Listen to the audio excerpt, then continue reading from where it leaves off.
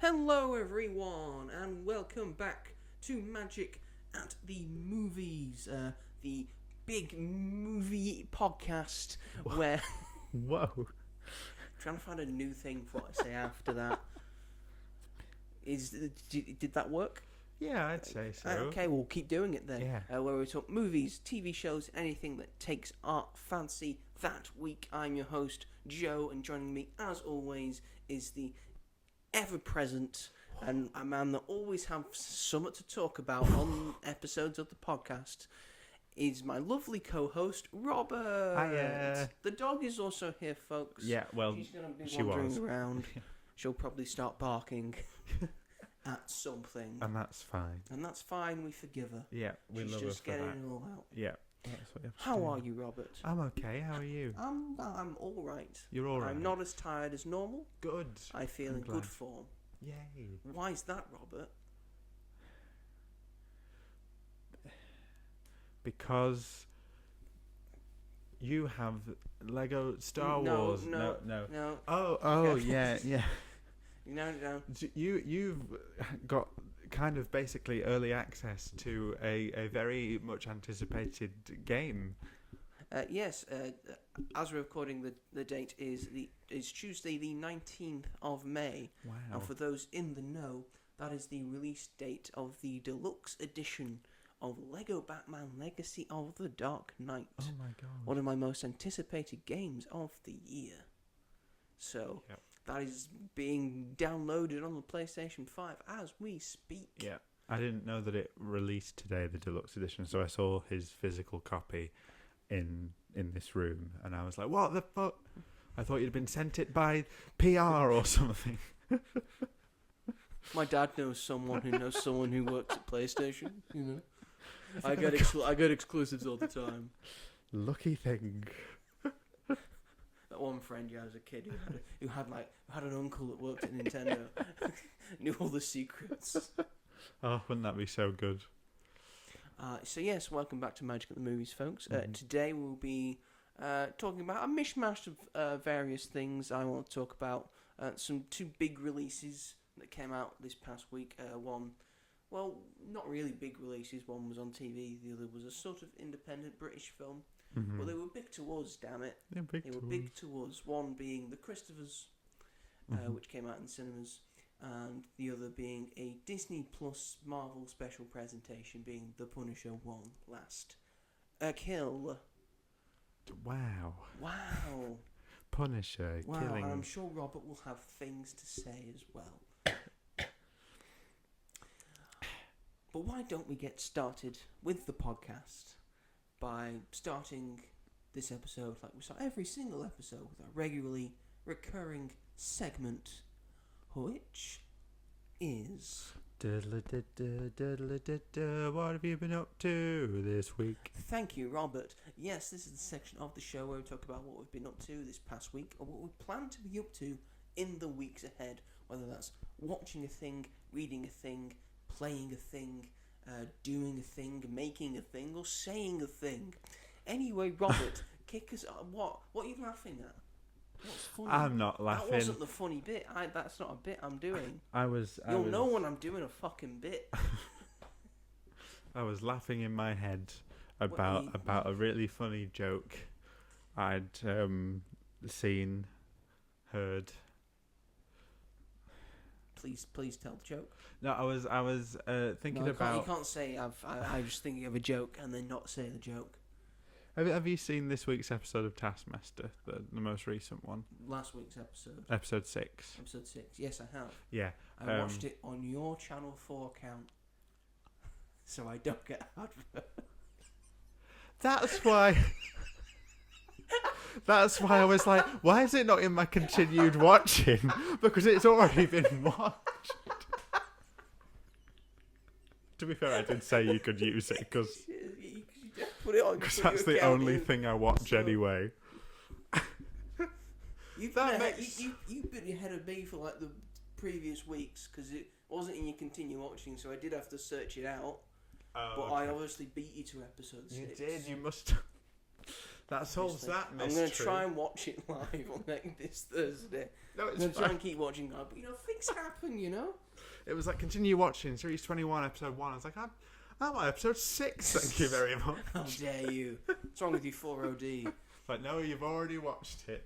So, somewhere in this town it says someone's already watched it. Well, I don't know. You logged in here. Was this you? Well, I know. How to solve that problem now. It's mystery solved. Mystery solved. There you go.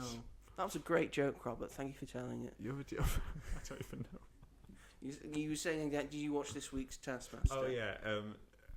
Joanna Page's Being Brave task.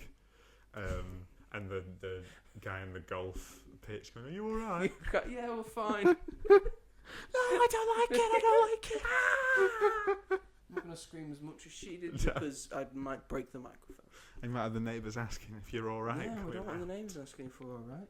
Because we are alright, aren't we, Robert? We're alright. Robert. He's chained up right now, but, The way I like it. Sorry.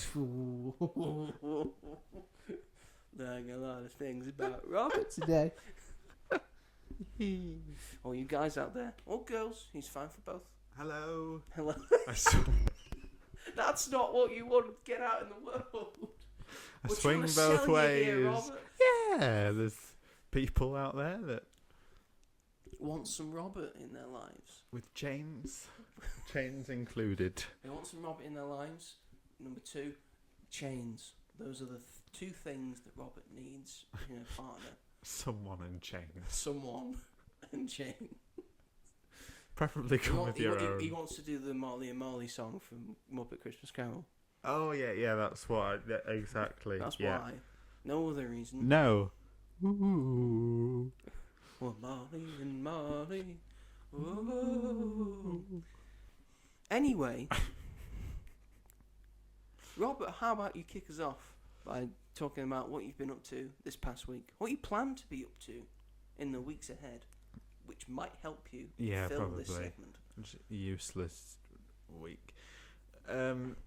Well, I it's not really an excuse because I don't really have to prepare at this point. But I've said it, I think, before that I'm going to America Woohoo! in nearly 3 weeks. A couple of weeks' time. I want to say. I don't know what I'm going to do myself. I know. I'm not going to be. We've just here restarted for a the few weeks. podcast. What's I know. he's gonna Sorry. He's gonna leave me. I'm sorry. It'll be funny because your sister will go and then she'll come back And then and she'll then come I'll back have and then gone. you'll be there. Yeah. You're just trading places. Does your sister go next week? End of the month. Say yes. Pretty much. I think 29th, 30th. Answer that. She Yeah, will be next going. Friday. Yeah. Oh. So yeah, I've just been, I don't know, I guess, thinking about that, and You can think about that all day. yeah, Because it's a big thing for you. it is. It's a big thing for me. It's not really an excuse because there's nothing I really need to be doing at the moment. Everything's basically sorted. So yeah, I honestly, I have watched things this week which I'll talk about, but I don't know. I don't watch as much as I used to, like previous episodes, because of I'm having problems with my eyes at the minute. I'm finding it difficult to be at the cinema in general, which sucks. But I've got to think about my health and put my health first. And yeah, but I did watch for the first time About a Boy. Ooh. Hugh Grant and little Nicholas Hoult. Little tiny Nicholas Hoult. When he was 12, I think. It's very tiny. Toni Collette, Rachel Weisz. It's a good cast. I'd say it's a dramedy because of It's a dramedy. yeah, what happens with Toni Collette's character. But it's a lovely film, and I really, really, and I don't know how I've not seen it until now because It's an underrated gem in It is. Hugh Grant's filmography. yeah, because I think there's a few people that don't like this film. From on Rotten Tomatoes, it has a low audience score, which is very odd considering that the film follows. You'd think it'd win over all the crowd pleasing people. I don't know. But it's really nice, and I just think it's just the relationship that they build is really nice. Does Hugh Grant play the same character in everything? Yes, but that's movie fine. star, that's what happens. Exactly, and he's really You just good have at to play doing yourself. that. Yeah, He's doing that less these days. He is. That's very true. It's like Paddington and The Gentleman And Heretic. Yeah. Nicholas Hoult is, for a 12-year-old, is just insane, and like this is Lex Luthor's origin story in my eyes. I can see it, It's insane just going from that to where he is now in his career, where he's going to be like the second lead in a Superman film, not even just supporting anymore. Second lead is so cool, and he's a great Lex Luthor. I think the best he's a great actor. on-screen version, and in general, he really is. So I watched that, and that was very nice. And then I watched the other day Blazing Saddles for the first time. The Mel Brooks classic. Yeah, because I'd watched Spaceballs a few weeks ago, and I loved it. So I was really I was in the mood. I'm not really in the mood nowadays for serious drama films. I feel like I'm just sort of building up my watch list of all these sort of darker dramas and things like that I just don't watch. Because this is not a drama. This is not a drama. This is why I watched it's it. Nothing close. No, because I'm always scrolling through comedy, and I'm like, yeah, but all of these are meant to be shit. I feel like I've seen a lot of good ones. I was like, oh, this'll do, because I loved Spaceballs so much. And yeah, this is great. This is fucking hilarious. It's so good. I mean, obviously some of it is dated and you couldn't make it today, but for the time it was made, it's just so fucking funny. I know just the scene where the town finds out that they've got a black sheriff and and the guy that just talks gibberish, and he's trying to tell them that it's not what it is, and they're like, well, hey, and then he gets there, and it's just, and everyone's got that look on their face can I talk to you for a second? What the hell you think you can get each other, sir? Sorry, wrong person. And then they all pull their guns out on him, and then he pulls a gun out on himself, and he's and they're like, no, someone help him, someone. So good. Look at that. Steady as a rock. Yeah, but I shoot with this hand. I don't even know. Gene Wilder's character's obviously supposed to be, the drunk guy who's got a backstory where he's really talented. I just find it so funny that he's just in a cell and then he becomes his partner in crime, essentially. But it's just and it's the simplest joke, but I think especially because it was the 70s. At the end, they break the fourth wall with because they run out of the studio. Yeah. And I love the dance number that's being choreographed with all the men in the top hats and stuff, and they're all gay, and they all start fighting, and one of them goes, "Come on, ladies, let's go," and they're just hitting them really oh, so funny. And then there's the villain of the film runs to the cinema where Blazing Saddles is being shown, and he pays for a ticket, and he whips out his student card and goes, "Student card?" And then the woman behind the counter goes, "As if." And it made me burst out laughing. I just thought it was... See, it's stuff like that is just so... the simplest things. It's the smaller ones, the ones we've just mimicked and mentioned, really. Yeah. That are what make films like this sort of stand the test of time. Yeah, you can sort of keep coming back to them. Yeah. And where I think I talked about this when I saw Spaceballs, but I think the difference between why parody films work so well and are so well remembered from the 70s and 80s compared to now, I think Scary Movie is the only one that really gets away with it, but also I think that took time for people to appreciate the first film, because the rest of them are just nonsense. And this next one's going to be nonsense. But it's a nostalgia thing, so hopefully it'll be good. But I think the thing that makes Spaceballs and Blazing Saddles stand that test of time is that there is an actual story. Like it's not like a great one. It's not written really well. But that's the whole point of it, is that there's still a story there, so that you can hang on to it, and that elevates the jokes, because they are sort of taking it seriously to a degree. They don't take the story seriously, but it's the fact that there's an actual structure. Whereas like Scary Movie 2, for example, it's not even like horror references anymore. It's just like random pop culture, and it's like, what are you doing? What is the point of this? It doesn't make any sense to me, like anything past the first Scary Movie. But this, it's like they take it seriously, and everyone's like actually giving a great performance. You know, it is a caricature, but like compare that with like something from Scary Movie where it's just someone talking in like a stupid voice, and like they think that's fun. It's not really Scary Movie, it's more things like Disaster Movie and Epic Movie. And the cinematography you'll get from there is there'll be someone talking on this side of the screen, and then something will happen on that side of the screen, and then we'll cut back to the people reacting to the thing that they've just seen. That's very true. Those are the Wayne's movies. That's right.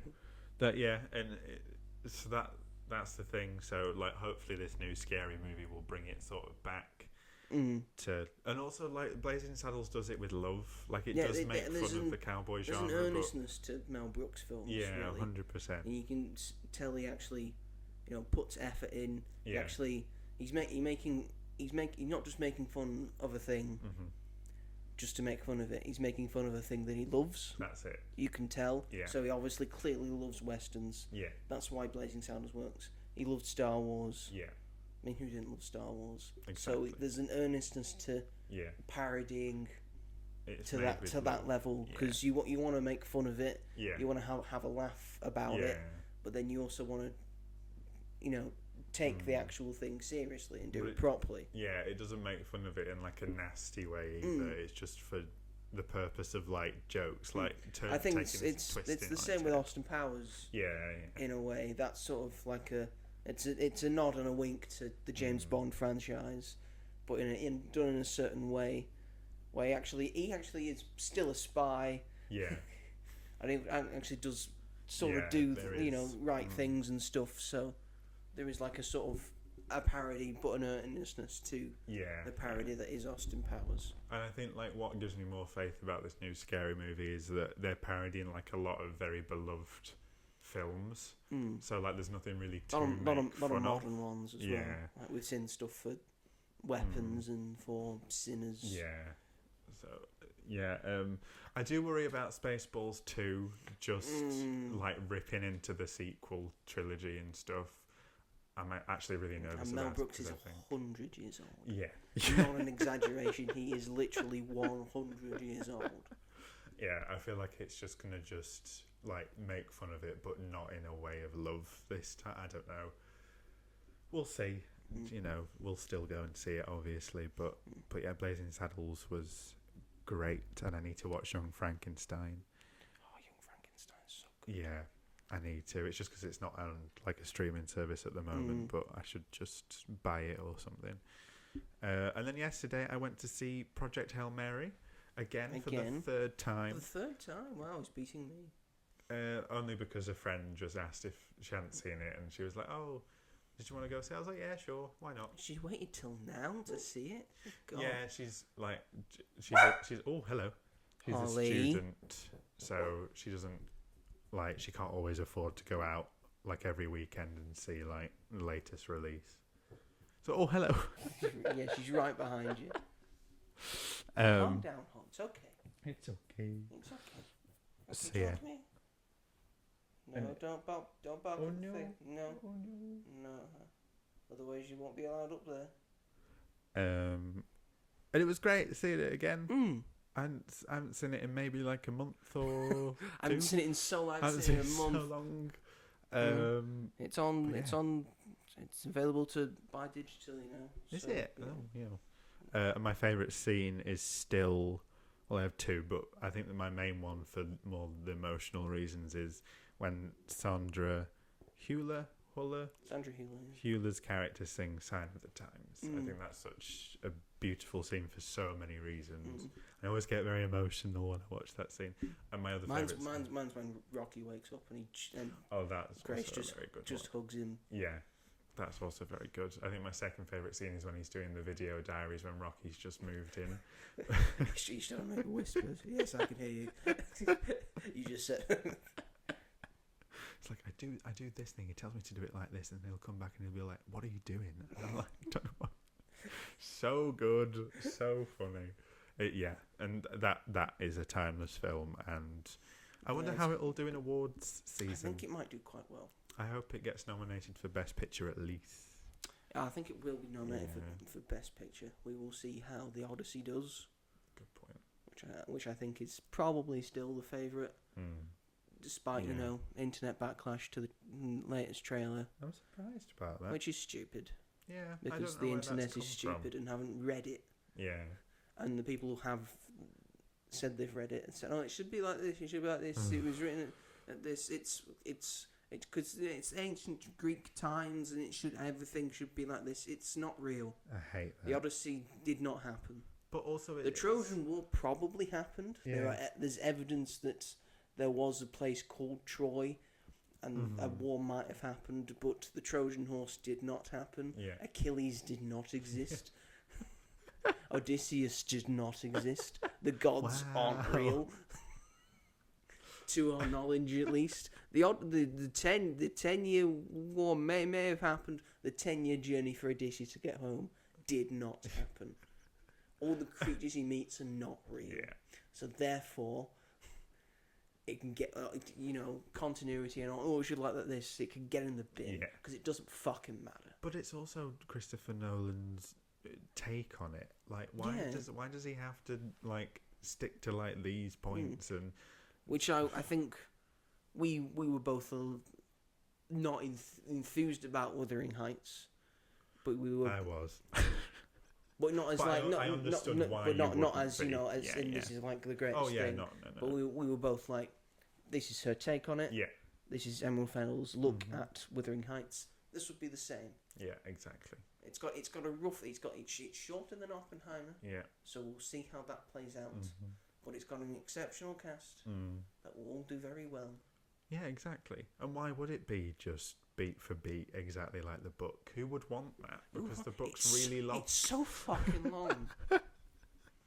No one in their right mind should read the Odyssey by Homer, who didn't write it down, because he spoke it in the oral tradition and it's been passed down and passed down and passed down. He's actually apparently the second story in a quadrilogy of stories, two of which have been lost to time. Oh, great! All we have is the Iliad, which is the story of the Trojan War, right, up until Achilles' death, and then the Odyssey, and then apparently other things happen after that. If you want to read the Odyssey, Stephen Fry's got a book on the Odyssey where he goes through and lists off what happens in the Odyssey. It's a much breezier and nicer read because he tells it a lot better. Yeah, 100%. Storytelling genius.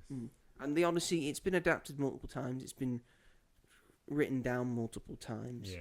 Things change too. Yeah. With different generations and different eras to, make sense to the people in that era. Yeah. And this will be the Odyssey of our era. Yeah, exactly. Yeah. So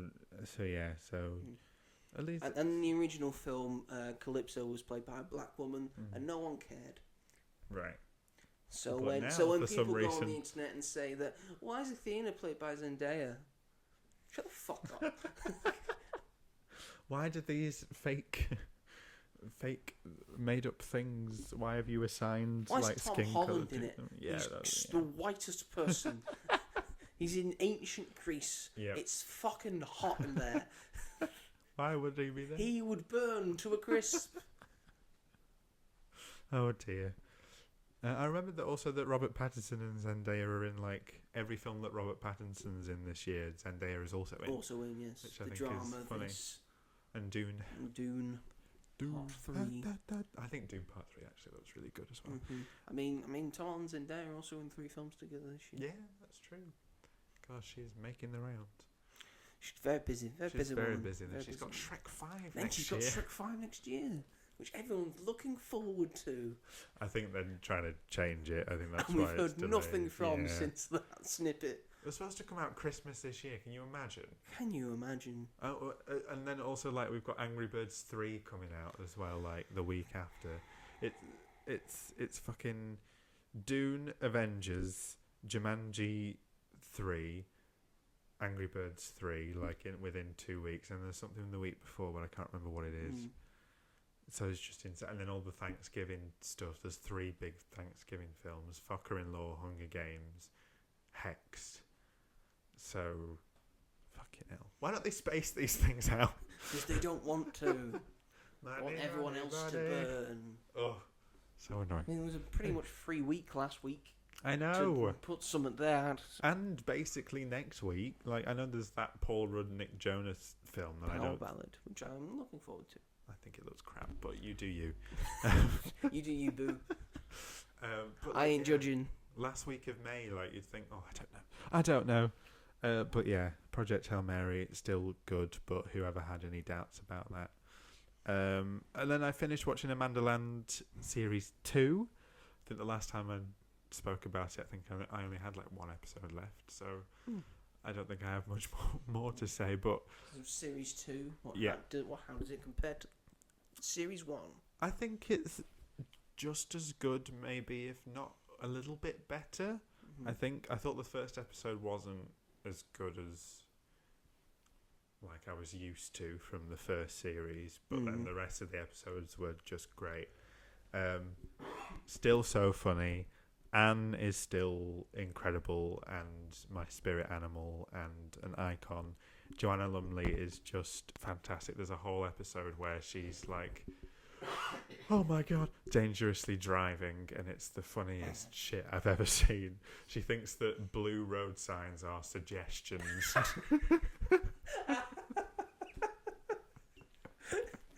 She's like, road signs, mommy, suggestions. Road signs, suggestions. Suggestions. That's why it's in blue. Suggestions.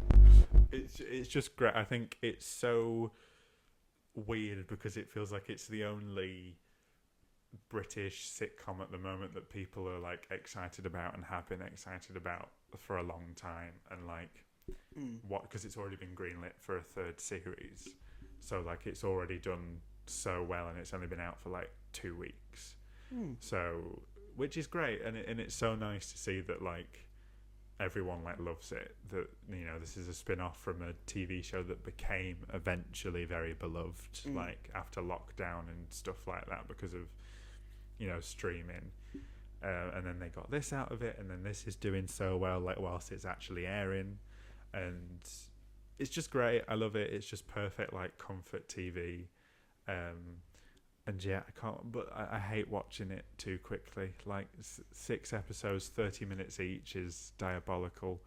But it's British standard. It's the British standard, and it shouldn't change. But then it's like because we'll get it greenlit for a 3rd series. It has. If it gets any more than that, not British anymore. No, that's true. Gone too far.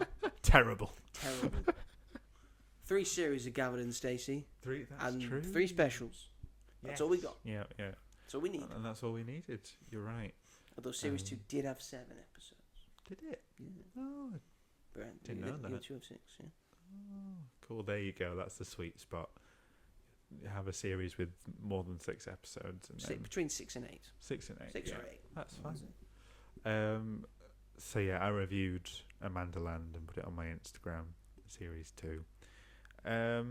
And yeah, I told you that I was reading something.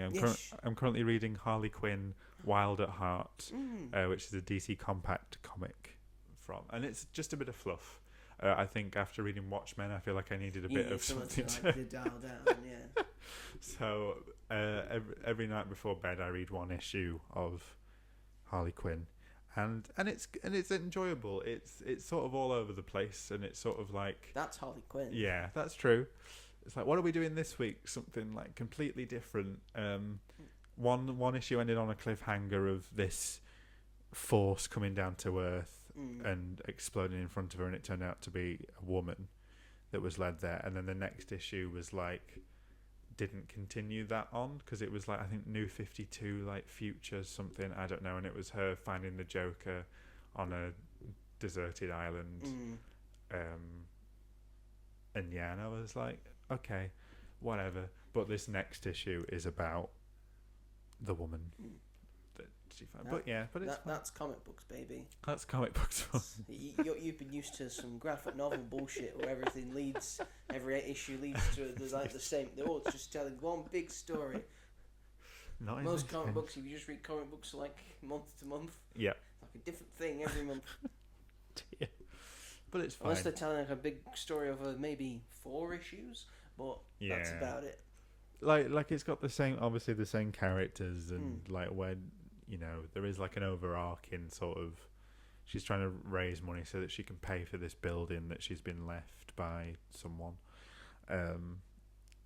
But yeah, Batman maybe. I can't remember. She who is it was. in the Bat family now. She is. I don't know when these comics released though. It's got. It'll say in the. Okay. On the spine of it. It's got Cyborgman in it. Cyborg or Cyborgman. Cyborgman. Oh, Cyborgman. Yeah. So I don't know what that says, but I remember him from the animated series. So did they create Cy for the animated show? I feel like this was before. I feel like there's some of it that has like inspired bits of like Birds of Prey, and probably the show as well. Like I was like, oh yeah, like this happens in Birds of Prey. That's cool. But yeah, so I don't know what I'm going to read after that because I've just finished it, even though I've got choices. But yeah, there's always some you can borrow. That's true. Thank you very much. I've got a She-Hulk comic that I think you would adore. Oh, I like the sound of that. And I haven't read Marvel for a while. I've been on a DC kick since like August last year. I mean, yeah, they're doing some good stuff right now. Yeah. And Compact is really helping as well. So good. And so cheap. cheap. So some very good comics. Yeah. Just in small portions. And so cheap. Which makes them cheaper. $8.99. $8.99, $9.99.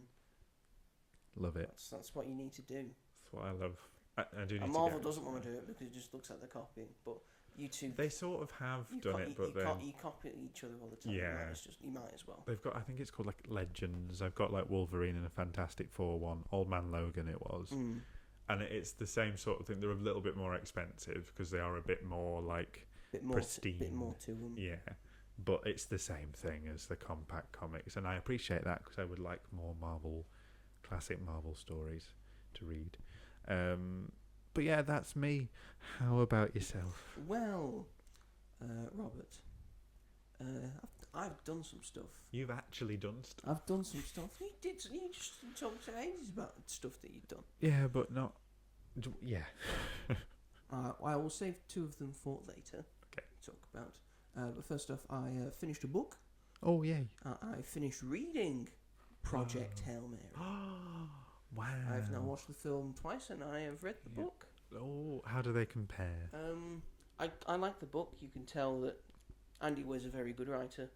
Obviously cares a lot about science fiction, knows a lot about science fiction and science and stuff, so he can put that knowledge to it, and he really humanises his characters and his protagonists, which is, I think, is why they just endear themselves quite well to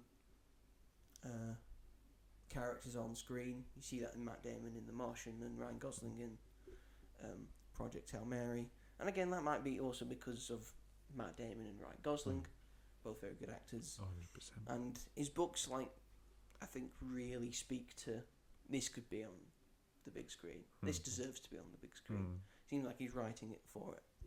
I think he shows Ryland Grace to be not as smart as he is in the film, and he has to. And I feel he's padding out the book like he did for The Martian, and you skim quite a lot. He chops stuff out of that for a film where they encounter quite a few more problems that they have to deal with to solve the various things. His relationship with Rocky, I think, has a lot more to it in the book. I feel but I do think the film is better. Oh, good. Because I found this to a lesser extent, with The Martian. I think I enjoyed reading The Martian more than I enjoyed reading Project Hail Mary. Right. He does get a lot of science jargon in there. There's a lot of science word vomit sort of comes out in his books a lot, which is difficult to read at sometimes and difficult to follow in certain points, but is understandable and is necessary for you to sort of understand what is entirely going on, because you probably won't know. And I think it really helps for the film, so they know precisely what's going on, so they can show it visually quite well. So I think it's a genuinely excellent book. Okay. If you really enjoyed watching the film, I'd suggest maybe read the book. Does it feel like an extended version of the film in your head? Because I imagine you're thinking And so, like Ryan you can Gosling. sort of imagine what the Hail Mary and if Grace it was like as Ryan Gosling, and then what Rocky looks like, and all that, and the same for The Martian, as well. And I kind of want to read Artemis now. His third book. Oh, that's cool. To see what that is like. To be made into a film soon, I'm guessing. They're hoping to. I think Lord and Miller also want to that would be really direct good. that as well. Like that. Yeah, because The Martian and Project Hail Mary did like the exact same at the box office, I think. Like 600 million a piece, or like 700 million. I think Project Hail Mary's just surpassed the Martian. I think it's heading towards 700 million. Nice, that's good. It's still doing quite well. Yes, my cinema was basically full. It's the third highest grossing movie of the year at the moment. Oh, good. Number one being the Super Mario Galaxy movie, and then 2 being Michael. I'm guessing. Is 2 Michael? Michael's not made the top 10 yet. Oh, okay. I imagine it will soon.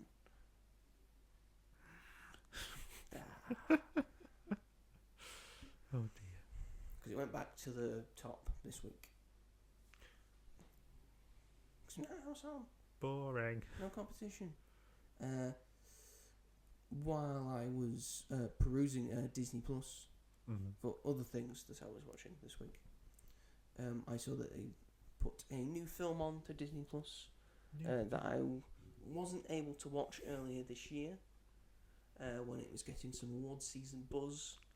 And that is The Testament of Anne Lee. Oh, I forgot that this was out on Disney Plus. Yeah, it's out now. It's new. It's not getting a lot of hype as other ones, but you can find it if you go onto the movie section. Hello, what was that? You okay? Someone is shouting outside. I don't think they were shouting for us. They weren't. It's okay. That's not your name, is it? It's not. My name is not Josh. Oh, I thought they were saying Joe. Holly, no. Everything's fine. It's not your name, Holly. It's okay. It's not your Holly, name. get down. Get down. It's okay. Get her down. Get her down. Holly, you can man. Come on. Go on. Get down, Holly. Come on. Get down. Holly, get down. Holly, get down. Holly, get down. She wants Holly. to see what's going on. No, she's not allowed. If she's going to bark, she's not allowed. I'm going to continue now, Hol, and you're going to be quiet. I hope to God you're going to be quiet. So yes, this came out technically in 2025. It's a 2025 film. Yeah. Came out for us earlier this year. I was unable to get a screening for it, but it is now on Disney Plus. It's a Searchlight picture, or is it a 20th Century? It's the same. Yeah. Don't matter. It's directed by Mona Fastfold. Ooh.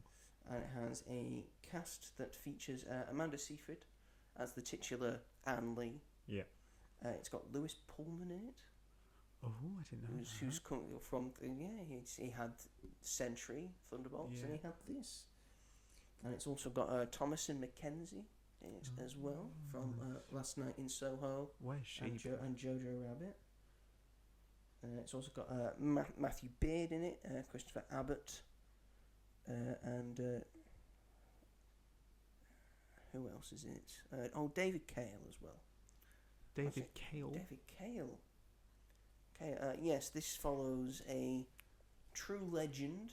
Oh. This is like a legend in sort of folklore and stuff of a woman called Anne Lee, who was a founder of a devotional sect of, I guess, Christianity, known as Shakers, who are like Quakers, but to show their love for God, they sort of like shake and move around and Fun. stuff. And she goes through some trauma and stuff, and then finds her love for God, and then finds like a path and starts having visions and such.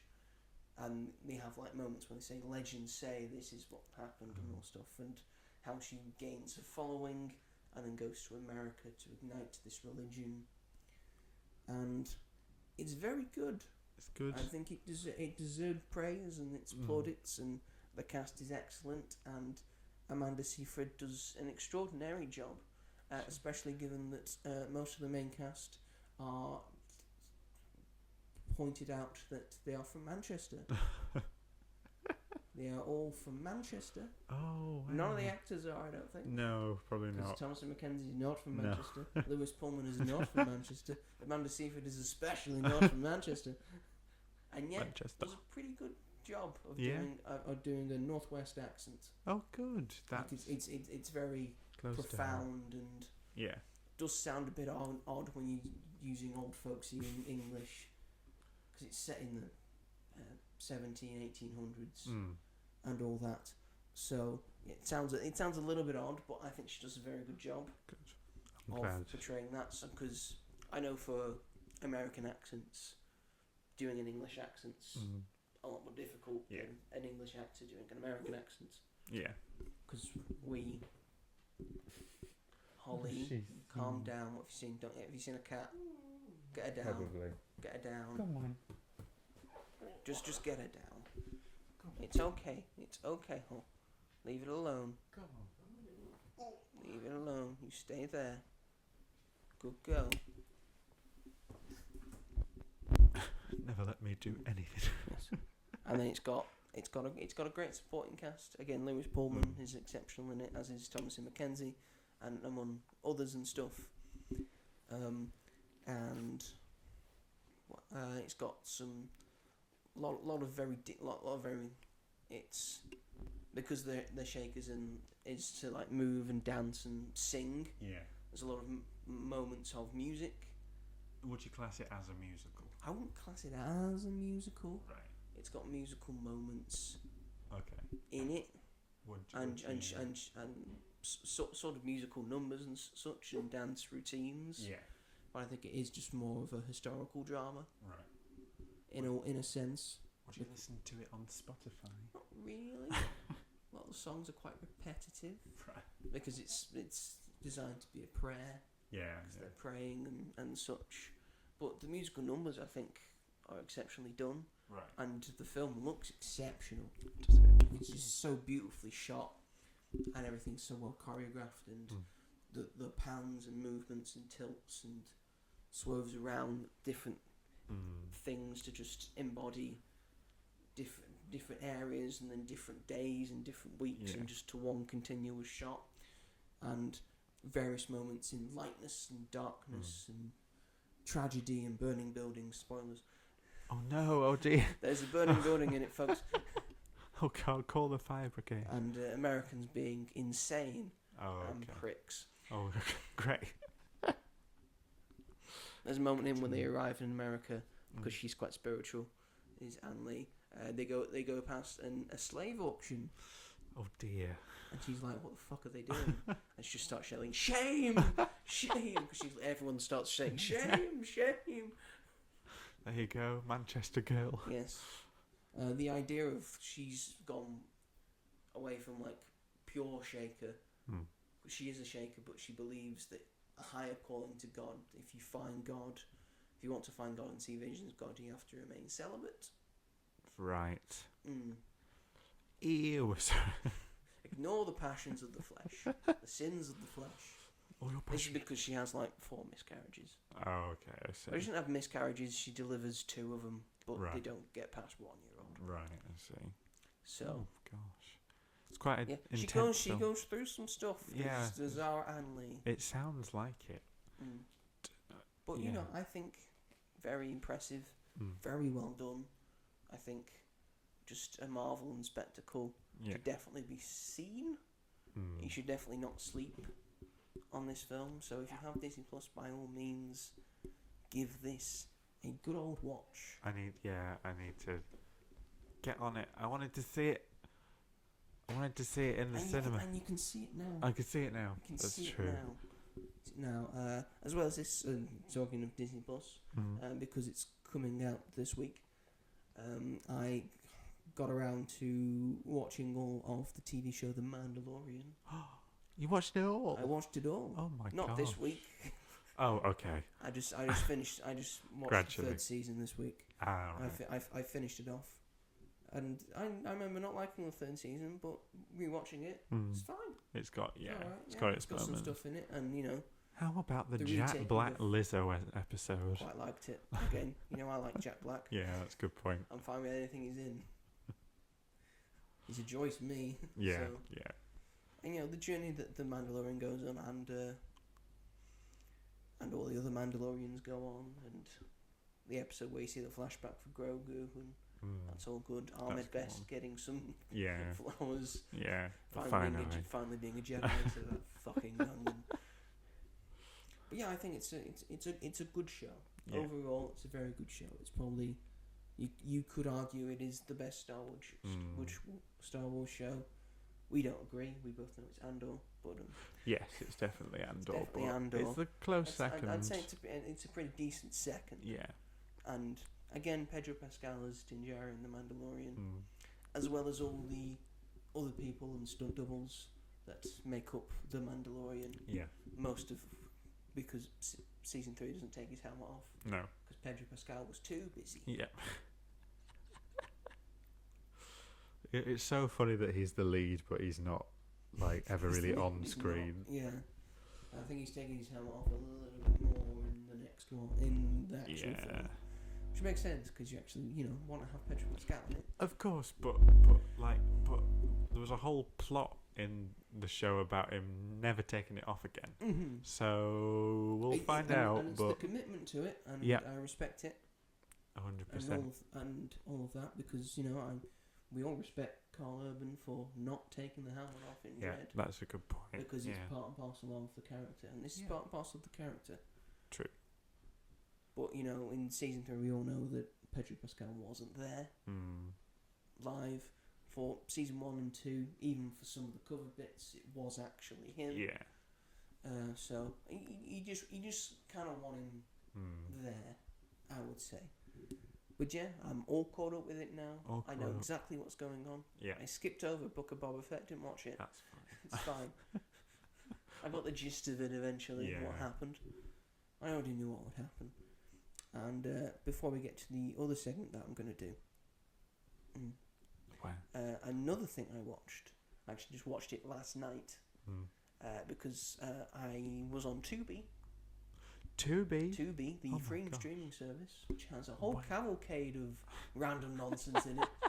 Some really things that you wouldn't expect. Yeah. Like I watched His Girl Friday. On Oh, there, right, the okay. 1942 Yeah. film with Cary Grant. That was on You there. have You can't this. get that anywhere No. else. Tubi. They've got Citizen Kane on there. Oh my Total gosh. Wipeout's on there. Total wipe. Our original Total Wipeout with Richard Hammond. You can watch all of Total Wipeout. Oh my Watched a god. couple of episodes of that. What else is on there? So much mad stuff and so much great stuff as well. Yeah. Donnie Darko's on there. I think they've had Pan's Labyrinth for a bit. Shocknado's on there. Yes. Yes, Shocknado. Sharknado. His Girl Friday. Yeah. Gosh, what a weird. But what I watched, because Mhm. I felt like I had to watch it because I only had 14 days left to watch it, was a film called Pride and Prejudice and Zombies. Oh. You had to watch it. I simply had to. It's got a good cast. I'm going to go through the cast now. It's got a very good... Listen to this. Listen to this. The Prejudice and Zombies. It's directed by Burr Steers. Yeah, me neither. What a guy. What a guy. I think this is the only film he did. It has a cast of Lily James as Elizabeth Bennet. Iconic. You got Sam Riley as Mr. Darcy. Jack Houston's in it. You got Bella Heathcote, Douglas Booth, Matt Smith. Charles Dance. You have to say his name. Charles Dance. I would Dance. say Dance. Charles Dance. And Lena Headey. Oh my God! All in one film. They're father and daughter in Game of Thrones. They are, yeah. So that's fun. It's fun. And yeah, it's a real odd duck of a movie, but I gotta respect it. Like, who thinks to do Pride and Prejudice? Let's add zombies in it. And I hadn't seen this film, so I thought the idea was they just completely do Pride and Prejudice, and just halfway through, like the zombie apocalypse happens. Now they all have to fight off zombies. That's what I thought. Way through. Yeah. That's not what this film is. Oh. It's Pride and Prejudice in a 1700s or 1800s England, where the zombie apocalypse has already happened. And they just live in a zombie apocalypse world. And then Pride and Prejudice is also happening at the same time. Right. So they still have the decor, the reform. I love that. Like all the dance parties, like in Bridgerton. It's insanity. But I respect it. Yeah. Because it takes it as serious as the plague. Everyone takes this incredibly seriously, which I feel is what you need to do for a film like this to make it work. And it kind of does Pride and Prejudice quite well. And then there's also zombies in it.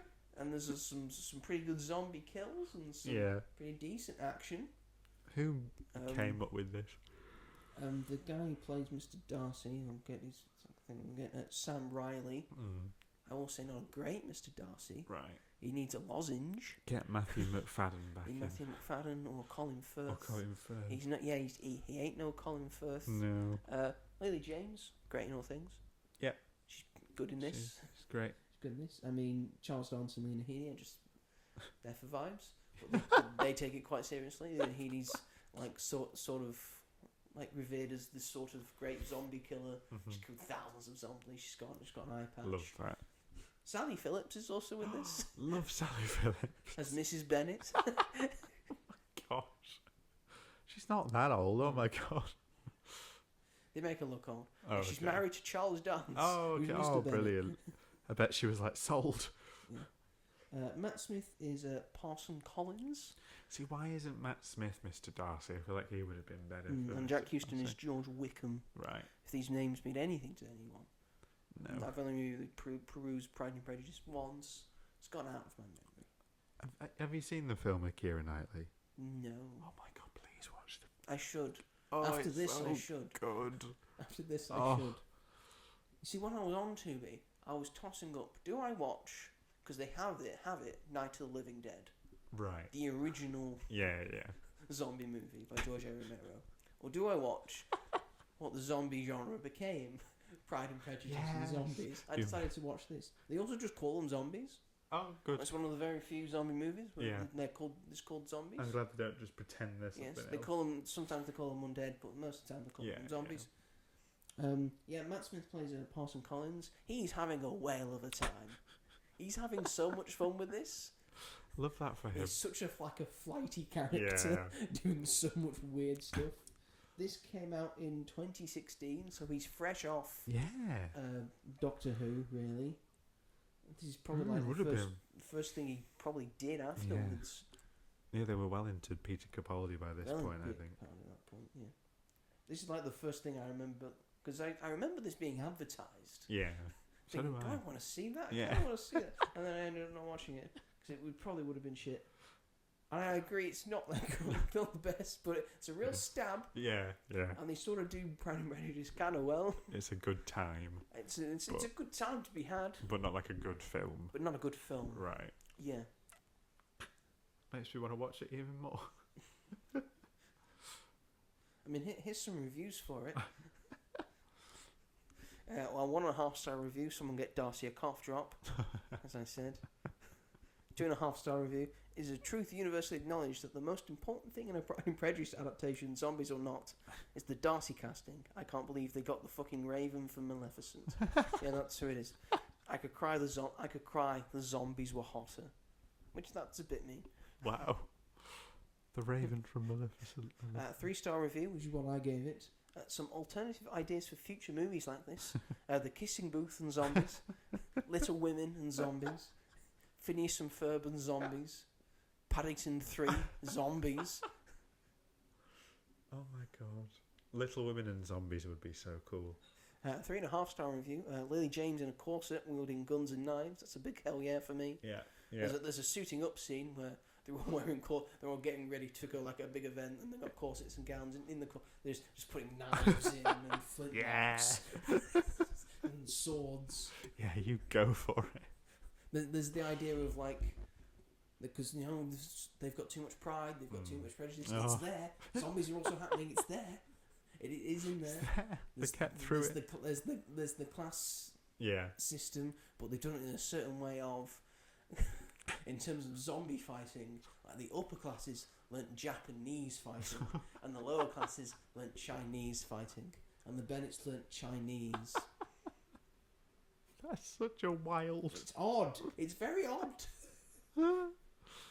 People sat in a room and talked about this.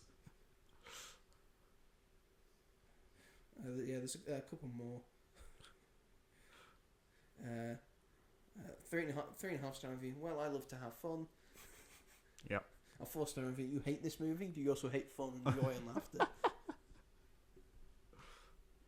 And I put, this is an extremely dumb premise, but I must applaud this film for taking it as seriously as the plague.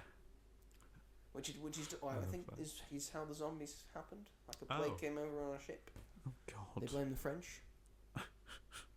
They generally just blame the French. On the voiceover. Some say it was the French. Probably was the French. Riddled with zombie. Yeah, that wouldn't surprise anybody. Mm-hmm. So yeah. Pride and Prejudice and Zombies. Recommend if you've got Tubi. It's on there for another 13 days. Go for it. Take the leap. Watch it. It has like a surge in Tubi viewers. Wow, I guess we've got to keep it. Make a sequel. A Tubi original. But yes, that is a lot of what I've done with my week. But I know what I've done with my week. Ooh. Because it's time for, once again, the now recurring mini segment of the segment. Yeah. Which is... Joe watches wrestling. Do. It's Joe's multi-week marathon. Joe's multi-week marathon. Do. There we go. It's not going to just be wrestling I do with this. Oh yeah, I'm going to do sorry. something new next. You switch it, yeah. I'm going to switch it, but just specifically the marathon that I'm going through this year is I'm going through every single WrestleMania. Yeah. Do. When we left off, I'd gone through 1, 2, and 3. At 3, it finished with Hulk Hogan slamming Andre the Giant and retaining his a giant Andre the Giant who has never been slammed before. I'm not surprised. Which again isn't true because he had been slammed before, No. but they needed people to believe he'd never been slammed before. That makes sense. So Hulk Hogan retained. The hero won at the end. I'll spoil most of WrestleManias for you. Most of the time, the hero wins in the end. Oh, yeah. In the main event, it took until the 16th one for the bad guy to win. Oh my god! The main event. 60. So everyone just knew who was going to win. Likes a happy end. In more ways than one. Well.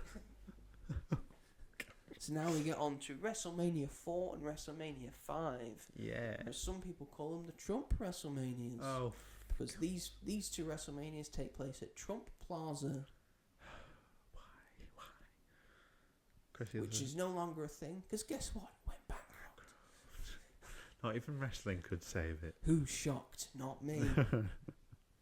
Did big business for him though, which is why I did it 2 years in a row. Right. So WrestleMania 4, coming off the back of WrestleMania 3. Some quick context for it. WrestleMania 4 is most of the shows taken up entirely by a multi-man tournament, knockout round style, to decide a new WWF champion. After at a previous show, Hulk Hogan was screwed out of the title by a screw referee, lost it to Andre the Giant, who immediately sold it to the $1 million man Ted DiBiase, who bought it for $1 million and said, "I'm the champ." That's not how that works. It's not how it works. So the president of the WWF at the time said, "No, that's not how it works. Now the title is vacated, and if you want to be the champion, you're going to have to go through this tournament at WrestleMania." So a bunch of multi-man people, bunch of matches. Yep. For most competitors, you'd have to win 4 matches on the night to get the world title. Right. And in this tournament, there's Jake the Snake Roberts. There is the One Man Gang. There is Ravishing Rick Rude. Oh. There is the $1 Million Man Ted DiBiase. There is other people. There is the Macho Man Randy Savage. There's Ricky the Dragon Steamboat. And in a second round matchup, because both of them got a bye, because they were both the original champions, Andre the Giant versus Hulk Hogan. In a second round matchup. The quarterfinal, essentially. That ends in a double countout. They're both disqualified. Oh my god. They were going to face Ted DiBiase. Ted DiBiase gets a bye. He only needed to wrestle 3 times in the night. So he's like fresh for the final. Yeah. All the people getting out, there's some shocks. Some people you wouldn't expect to go out. But eventually the final comes down to the $1 Million Man Ted DiBiase versus the Macho Man Randy Savage. Yeah. It's an yeah. Macho Man Randy Savage. He's getting powered up. Macho Madness is taking over. Not a lot of great matches on the show because it's kind of filled with a bunch of a lot of matches. It's a full tournament in. Try and keep it under 3 hours. A lot of shortened matches. We'll get to the big main event, and Ted DiBiase's got Andre the Giant in his corner, and Andre's interfering sometimes, and Randy's getting sick of it because he's wrestled 4 matches. Yeah, he's more tired than DiBiase. So Hulk Hogan comes out on Randy's side to even things up. It comes well in the end, and Macho Man is able to overcome Ted DiBiase, and he is the new WWF champion with help from Hulk Hogan, and they form the Mega Powers. Oh my god. A devastating tag team. It's like Marvel. Randy Savage and Hulk Hogan, and they go for a tear for about just under a year. Okay. This leads to WrestleMania 5, where the Mega Powers explode. Oh my gosh. Randy Savage and Hulk Hogan, they fall out. No. That's what I've not said. Randy Savage, he has a manager. Yeah. She's called Miss Elizabeth. Oh. A woman? A woman. What? And they're sort of an item. Oh, okay. It's complicated. Yeah. Doesn't make his true FWB. feelings known, but Right. as they're teaming with Mega Powers, there seems to be a sort of jealousy growing in Randy Savage, thinking that Hulk Hogan's coming for his girl. He's not really. Girl. But he probably is in real life. They all are. So when they're having a match in a certain show, Elizabeth gets knocked down and she's injured. And midway through the match, Hogan sees it and says, "I'm going to take her to the back. Take her to the doctors. Have a scene to." The match is still going on, and Randy's like, "Where the fuck's Hogan gone?" It's like the doctor. "Where's Elizabeth gone?" So they get backstage, and Randy confronts him like, "What the hell are you doing? If you want this title, you just come after this title. Don't go through Elizabeth. Don't go through me." Attacks Hulk Hogan. The Brotherhood has failed. The Mega Powers are exploding. No. This is the main event of WrestleMania 5. And besides that, the undercard is a lot more, filled out Right. in terms of the matches that they're on. It get a little bit more time. Okay. That's good. In terms to shine and Yeah. perform. They've obviously because technically Rock and Wrestling has ended now, so they haven't got Cyndi Lauper in to back them up. Women's wrestling has taken a downturn. Right. So much so that the women's champion is forced to sing the American national anthem at the start. That's all the women we get. That's so degrading. Apart from Miss Elizabeth in Yeah, the main yeah. event. But yes, there's the Intercontinental Championships on the line. It's Rick Rude versus the Ultimate Warrior. Yeah. Rick Rude. He's ravishing. Ravishing Rick Rude. He has a thing where just everyone be quiet. I'm going to take my robe off and show you what a real man looks like. Oh my god. And then he twirls his hips. What a guy. Yeah, what a guy. Big mustache, big 80s mustache and perm. Oh my god. You can see, you look and you can think of it now. Picturing young Ross from Friends. Like that, yeah. Pretty much that. But a lot better because he's got a more chiseled face. We'll get to the main event. Elizabeth sort of comes to terms. She gets sent to the back because she's causing so much ruckus back on the outside. Mm-hmm. Hulk Hogan wins. Boo. He's the good guy because boo. No, I don't like that. Yeah. What? Yeah. I'm sure at the time people were thrilled. This is like the first 10 WrestleManias. It's mostly Hulk Hogan. Oh my god. Actually, it's pretty much all Hulk Hogan. No wonder he was the way he was. The main event is WrestleMania 1, WrestleMania 2, WrestleMania 3, WrestleMania 4. No, actually, he didn't main event WrestleMania 4. But he was in the main event, but he didn't main event. He was just there. WrestleMania 5, WrestleMania 6, WrestleMania 7, WrestleMania 8, and technically WrestleMania 9. You may be thinking, why did you say technically WrestleMania 9? Technically. You'll have to find out when I get to WrestleMania 9. To be continued. Spoilers, it's not a good one.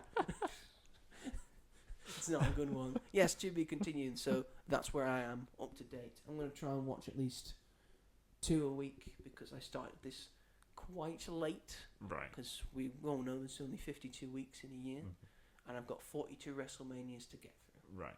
And I started in early May. So I believe you can do it. I can do it if I do 2 in a week. Yeah. Yeah. You can. Fine. You'll get there. Yeah. They're only like 3, 4, 5 hours. WrestleMania 35, 6 hours long. Jesus. And then I decided to go to 2 nights the year after. I didn't know they were that long. Yeah, they get very long. They get very, very, very long. Because it was when Vince was in charge, and he wants to give everyone a WrestleMania payday. Yeah. Which is when you get the most money. Yeah. So he wants to cram everyone on the card, which is kind of admirable.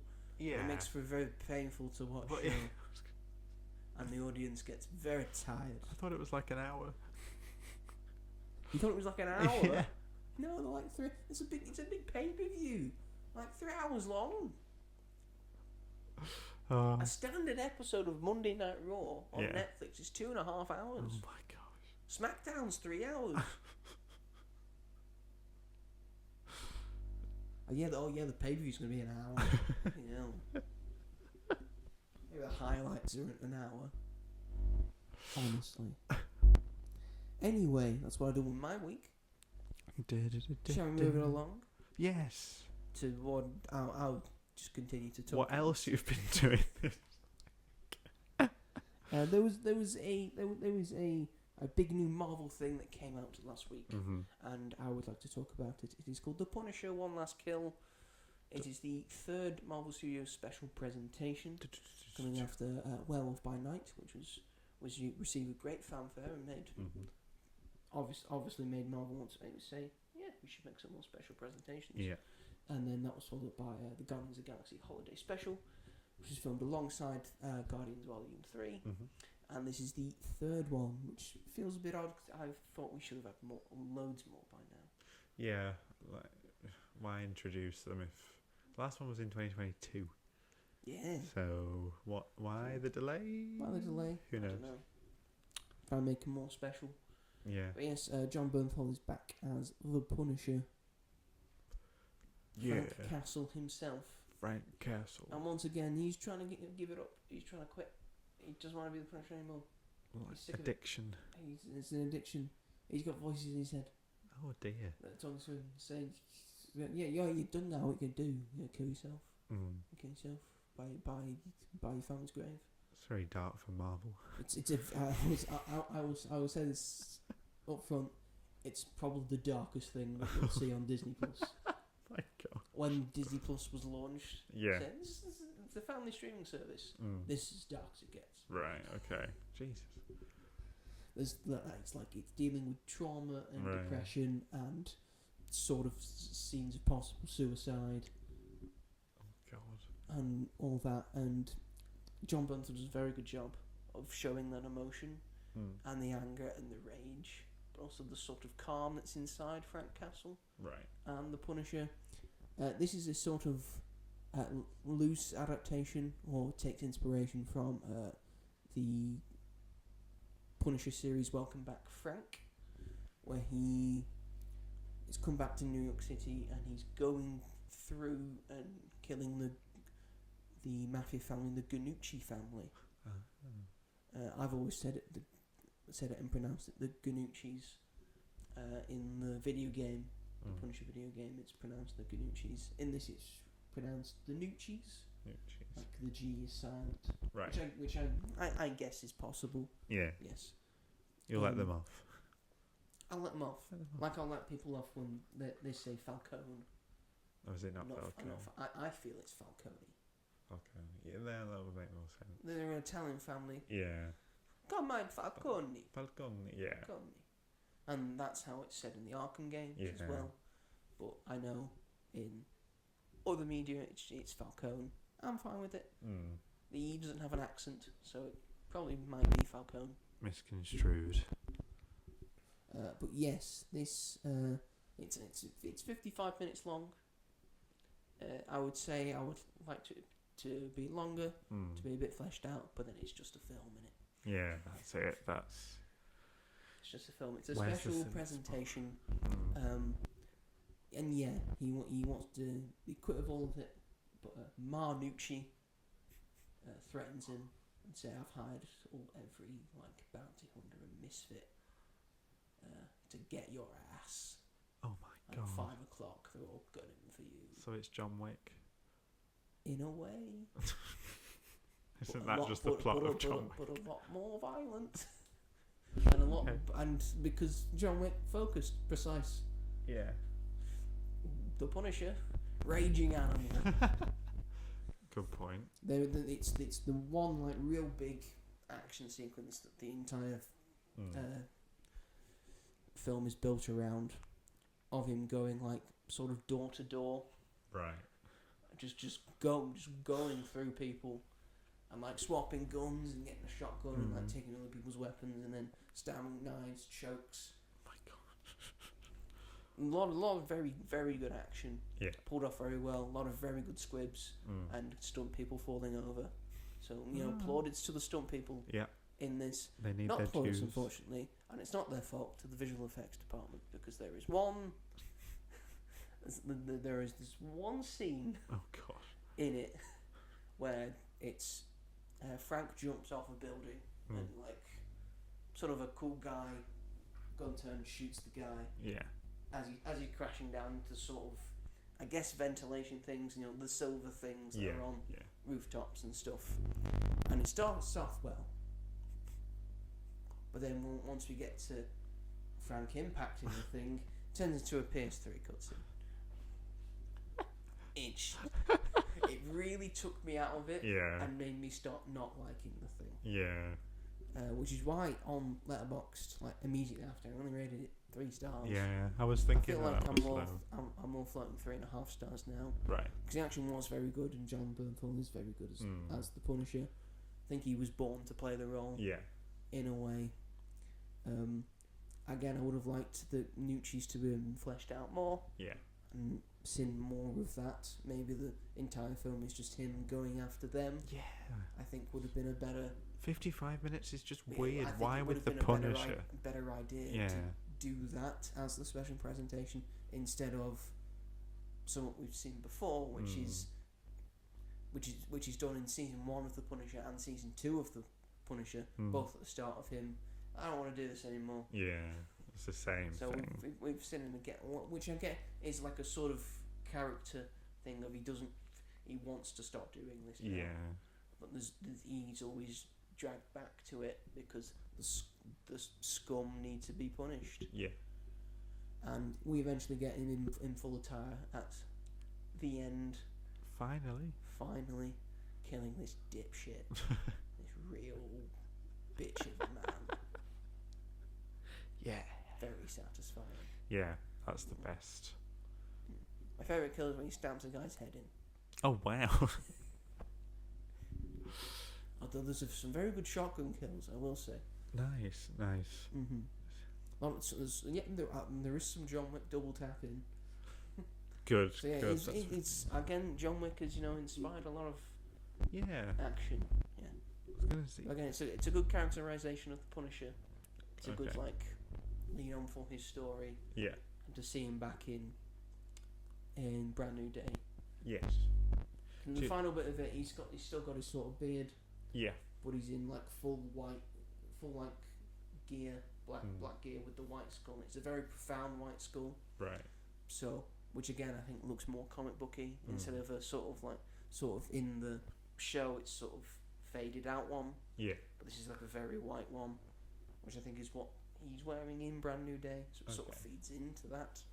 Would you say that I'd need to watch this before Brand New Day, or if I were to watch Daredevil? I don't think you have to.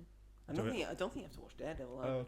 I think you need a sense of who the Punisher is, right, and who Frank Castle is. Okay. What's happened? There are quite a few references to the Punisher show and to the Daredevil show and what he's doing it for. Yeah. And there's sort of flashbacks. We sort of finally see his family and stuff in flashback and stuff. Right. And again, I think it's a fun watch. Yeah. I think it's worth watching if you're a Punisher fan, if you're a Marvel fan. I think again, it's another very nice addition to the MCU. Yeah, it's nice to do this something sort a of bit different. R-rated, grounded stuff, which I think people are clamouring for. Yep. As you can tell from Daredevil Born Again. More of what we want. More of what we want. If only Robert would watch it. It was just because I haven't seen the original show, and I just know I wouldn't enjoy it as much because it would mean less to me. So I'm sorry. It's fine. You can't watch everything. I gotta watch everything. It's okay. You can't be in multiple places at once. Yeah. I mean, I've watched a lot this week, but Yeah, and you work full time. I work full time. What's my excuse? What is his excuse? Oh, I'm so he sorry. Doesn't have one, but we love him Don't. anyway. Thank you. You're welcome. That's kind. I will move along to the film I watched. Yes. Which I know you were sort of excited to watch, but just couldn't find a screening. I really want to see it. I imagine other people are struggling because it's an indie film and it will be on less screen. It's mostly been on art house things. Yeah. So if you've got an Everyman near you, it's probably on. This is The Christophers. Plural. The Christophers. Not people that are called Christophers. No. They're pieces of artwork. Yes. This is a film by Steven Soderbergh. Oh wow, he's back at it. He's back at it, doing some stuff. He works a lot. Does work a lot, that Steven Soderbergh. And it stars Ian McKellen and I don't want to get a name right. And Michaela Cole. She was in Black Panther 2. She was in Black Panther 2, among other things. It's one of the Midnight Angels in that lovely costume. At the end. Everyone loves that costume. Can't stop talking about it. It's a choice. From Wakanda Forever. Yes, directed by Steven Soderbergh. It was written by Ed Solomon. It's a very small cast, but It's a cast of 4 really. It's Ian McKellen, Michaela Cole, and then alongside them is Jessica Gunning and James Corden. Way, yeah. It's pretty much James Corden's the thing. James Corden's done after Gavin and Stacey. Yeah. I do not have a budget for you. Probably like £100. Probably, yeah. But at the moment, it currently has a box office of $2 million. Oh. I don't really know how it works with indie films because I don't really think any of them get there. They debuted just last year at the Toronto International Film Festival. Right. So is it technically a 2025 film? It came out in April film? in the United States. Right. And it's just come out recently for us. Does that make it technically a 2025 film? Yeah. I'm so sick of going to the cinema to see films that aren't this year. That aren't from this year, yes. It's very annoying. This follows Ian McKellen's character, who's called Julian Sklar. Oh, what a name! Who's a well-known, famous painter who lives in London and did most of his. And he's elderly and eccentric and has his own way of doing things, and is gay, and all that stuff, and just doesn't take no guff from anyone and thinks he's right all the time. And he, Michaela Cole's character, who's a sort of artist but is on hard times, and has been approached by Julian's offspring. His children, played by Jessica Gunning and James Corden. Oh, that's who they're playing. Yes, to forge his unfinished artwork called The Christophers. Very nice. He has a series of artworks called The Christophers. He had a first series of it, and he had a second series of it.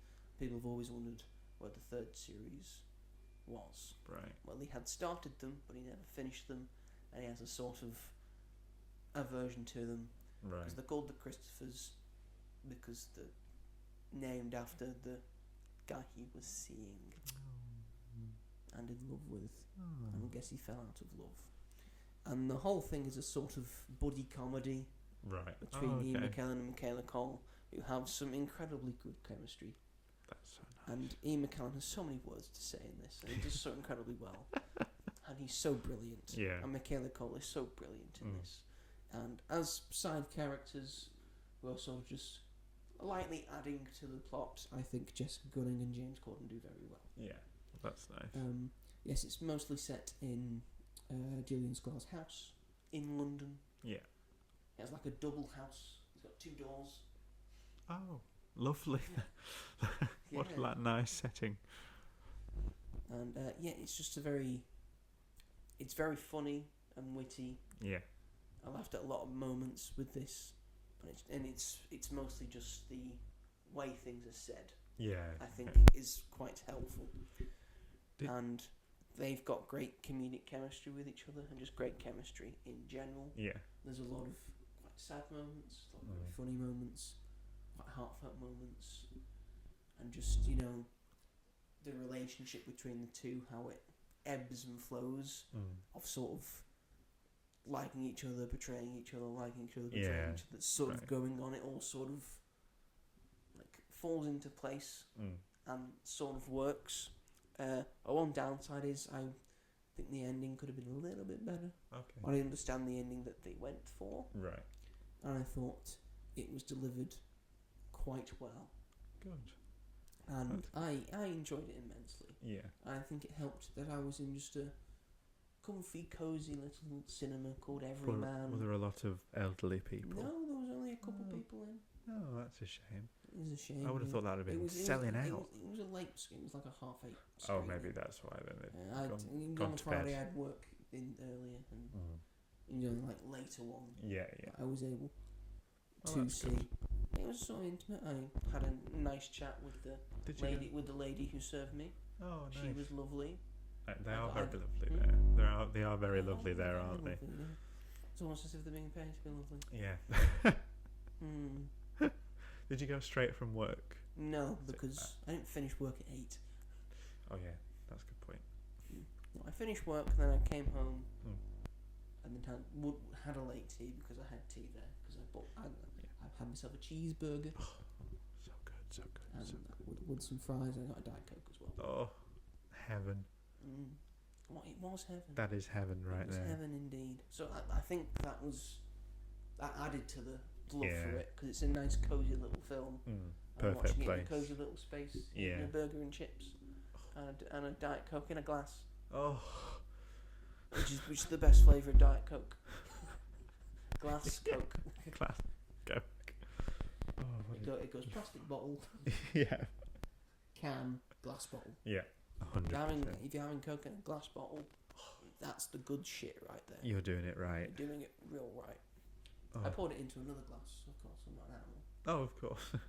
And the glass, and it was sort of kind of, it was room temperature, the Diet Coke, and the glass had ice in it, so I had to put it in the glass. Yeah. Yeah, you've got to. I got to.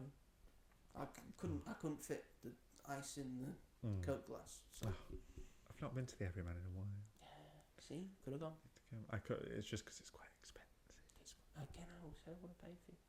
No, I'm not having you pay for me. I'm Those quite- cinema tickets are basically like 20 quid. You know how much I get paid a month now?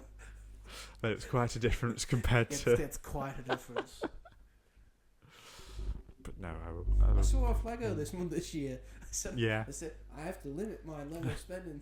And then I got a new job. Went out the window.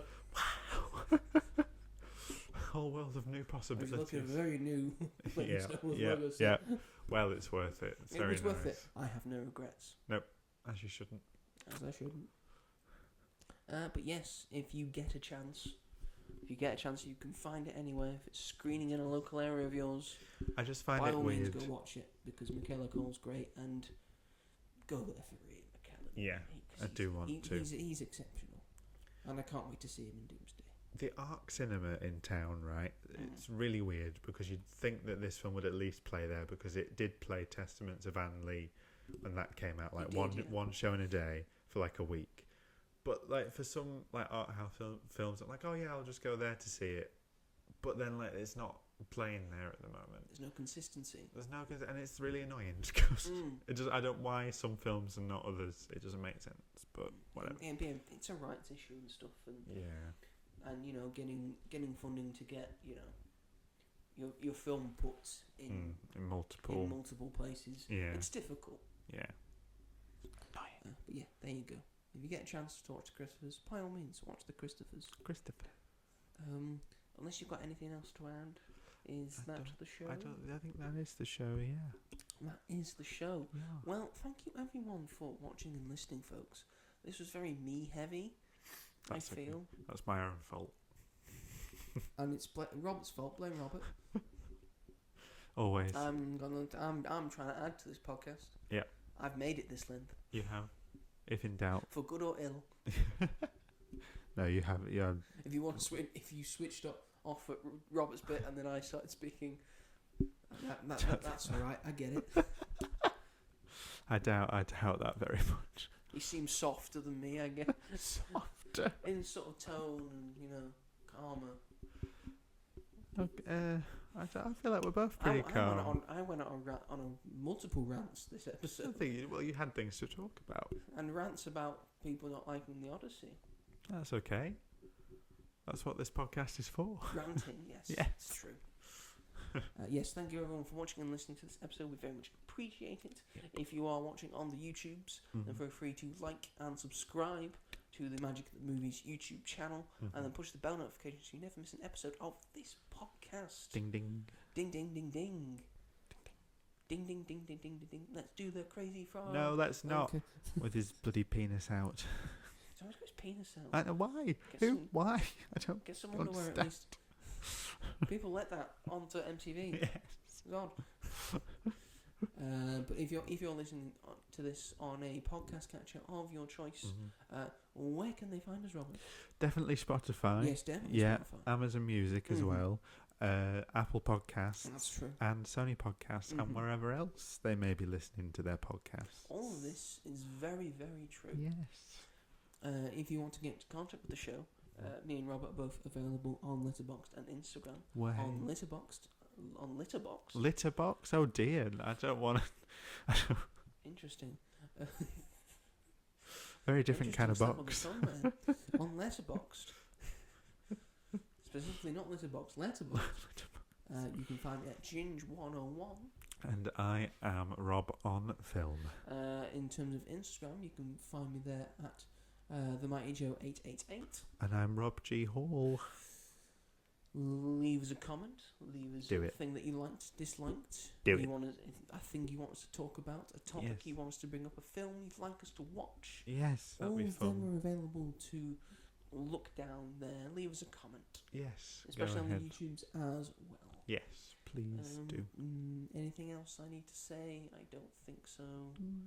Don't think so. I think you've got it covered. Next week, the return. The return of Star Wars. It's back, baby. It's back. I believe a film that has been released on the same day as the original Star Wars was released. Really? 22nd, I believe it was released. Oh, that's cool. Times have changed since then. Yes, because we're going to look at The Mandalorian versus... No, The Mandalorian and Grogu. I wish it was that. The third Star Wars film that will not be in the Skywalker saga. That's fine. And the first film that's come from a TV show. Yes, that's true. Very true. First film in 7 years. First film in 7 in years. cinemas. Yes, it's not been long enough. No. We needed a Star Wars break.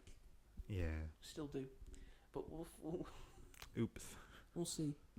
Mm-hmm. We'll see. I've been reading a book recently about box office flops. And there was one, can't remember, I think it was called Sorcerer, which heavily bombed at the box office. Right. Because it came out a month after Star Wars. Ah, okay.